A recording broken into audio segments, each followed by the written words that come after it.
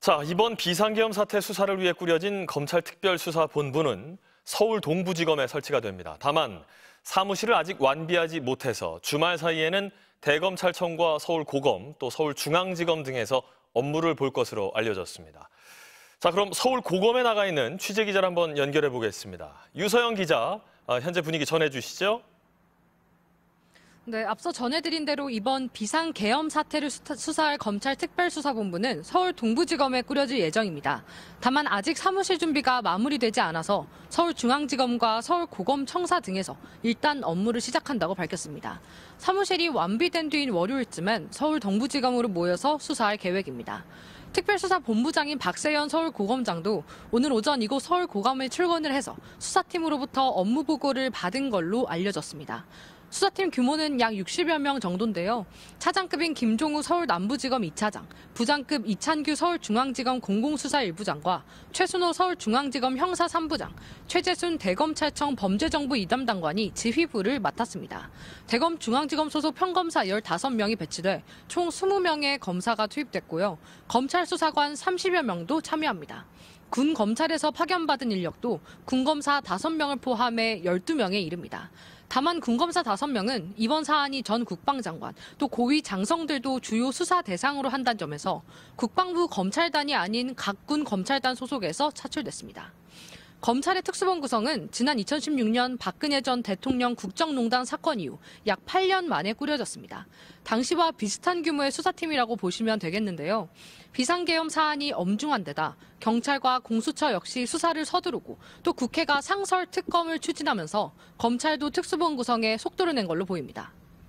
네. 자, 그렇다면 검찰의 특수본 수사, 앞으로 어떤 방향으로 진행된다고 봐야 할까요? 네, 계엄 논의와 선포 과정, 국회 난입까지 이번 사태 전반이 특수본의 수사 대상입니다. 내란 혐의 수사 대상자론 헌법기관인 국회와 중앙선거관리위원회를 마비시키려 한 혐의를 받는 윤석열 대통령이 있고요. 또 대통령에게 비상계엄을 건의하고 실질적으로 계엄을 지휘한 것으로 지목된 김용현 전 국방장관 등이 우선 꼽힙니다.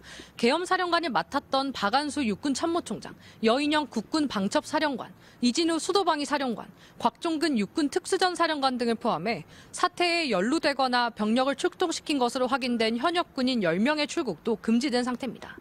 특수본은 우선 향후 수사 계획을 논의하고 또 현재까지 나온 관계자들의 증언 등을 바탕으로 내란죄와 직권남용 권리행사 방해 등이 성립할 수 있는지 검토하는 걸로 전해졌습니다.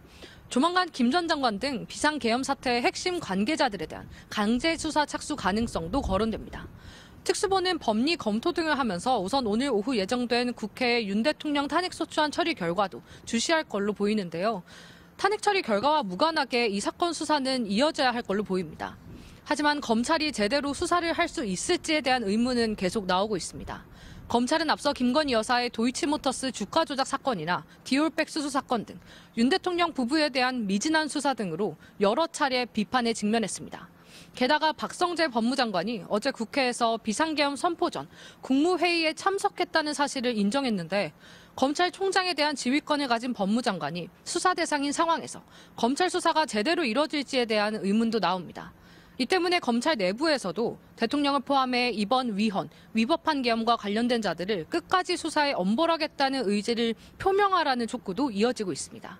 검찰 내부망의 총장님, 선배님들께 드리는 호소문이라는 제목의 글을 올린 수도권의 한 현직 검사는요.